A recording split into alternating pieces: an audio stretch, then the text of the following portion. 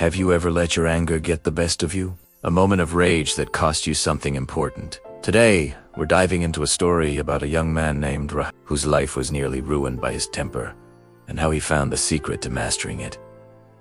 Rahan was smart, really smart, but he had a fuse shorter than a lit match. His mother, a wise and patient woman, would always tell him, "Rahan, your real enemy isn't out there. It's the anger inside you."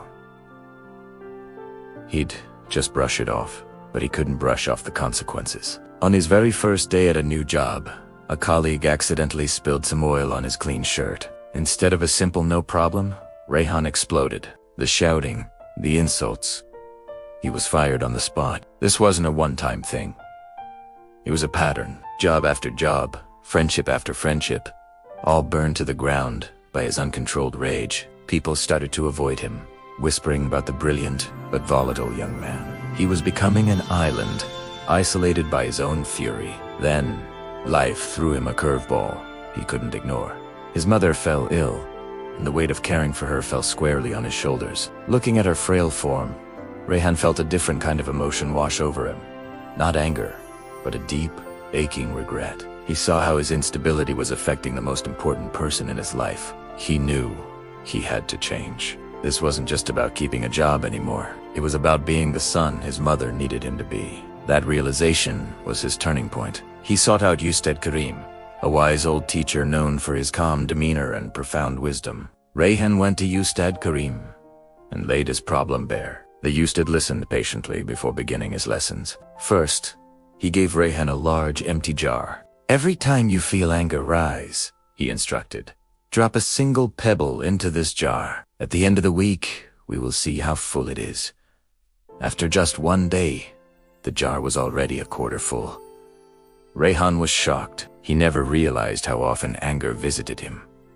This was the lesson of awareness. Next, Ustad Karim told Rahan to take a silent walk through the busiest part of the market every morning. The goal wasn't to get anywhere, but simply to walk and observe his own thoughts as people bumped into him or shouted around him. He learned to watch his angry thoughts come and go like clouds without having to act on them. This was the lesson of observation. Then came the most powerful lesson. The Ustad presented Rahan with 2 glasses of clean water. He asked Rahan to add a spoonful of sugar to the first and stir gently. "Taste it," he said.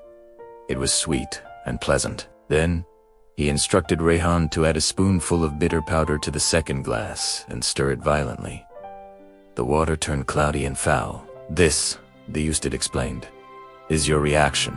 The world will give you events, both sweet and bitter, but how you stir them, how you react, determines the taste of your life." Finally, the Ustad shared the ultimate secret. The power of the pause between the feeling of anger and your reaction, he said. There is a space, a precious moment. In that space lies your freedom. Use it to take a breath, to observe your emotion, to think clearly, and only then to choose your response. Armed with this new wisdom, Rahan began to practice. It wasn't easy. The old habits fought back, but he kept the image of the pebble jar, the cloudy water, and his mother's face in his mind. He started using that sacred pause. When a coworker criticized his work, instead of lashing out, he took a breath, thought, and asked for clarification. His old boss, hearing about his transformation, was skeptical but gave him another chance. Rahan didn't just get his job back, he excelled. He became known not for his temper, but for his calm, thoughtful, and reliable nature. He was respected. His home, once filled with tension, became a sanctuary of peace for him and his mother. Rahan learned that emotions themselves aren't the enemy.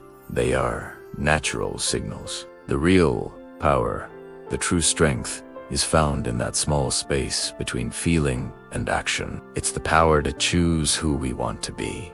Thanks for watching. If this story resonated with you, hit that like button and subscribe for more content on personal growth. See you next time.